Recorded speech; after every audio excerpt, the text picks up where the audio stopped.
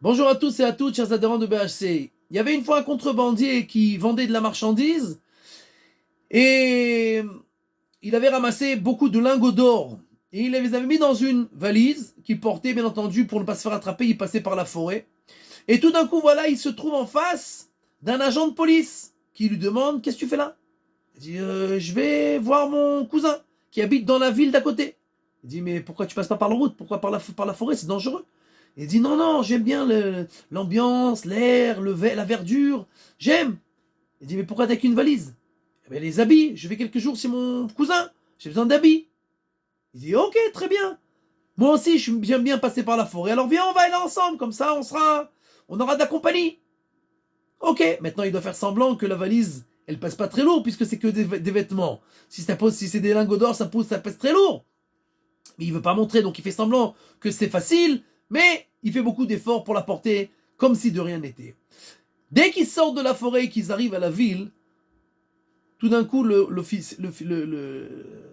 sergent lui dit: maintenant ouvre ta valise, on va voir ce qu'il y a dedans.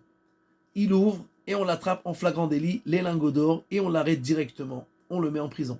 Et il pose la question à l'agent: mais je comprends pas. Pourquoi, si déjà tu savais, tu m'as pas demandé depuis le début d'ouvrir la valise? Et il dit: tout simplement, pourquoi moi je suis ton pigeon? Je t'aurais demandé d'ouvrir la valise, je t'aurais arrêté. Qui c'est qui aurait dû porter la valise? C'est moi. Alors, moi je suis pas ton pigeon, t'as qu'à la porter toi. Et à la fin, on prend tout. Le Yetzer Hara, c'est comme ça qu'il se fout de nous chez beaucoup de gens qui se font avoir toute leur vie. On travaille pour avoir des lingots d'or, de l'argent, des maisons, des voitures, etc. Et en fait, on travaille et on porte tout ça pour le Yetzer Hara, et à la fin, il nous prend tout. La seule chose que l'on prend avec nous, c'est ce qu'on a investi dans les choses véritables, dans la spiritualité, les mitzvot, la tzedaka, etc., etc. Ça,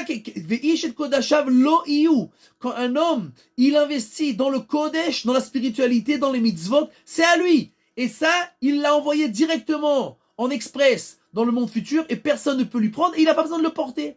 Mais si il ne fait pas ça, il s'occupe du matin au soir de ramasser encore et encore et encore des biens.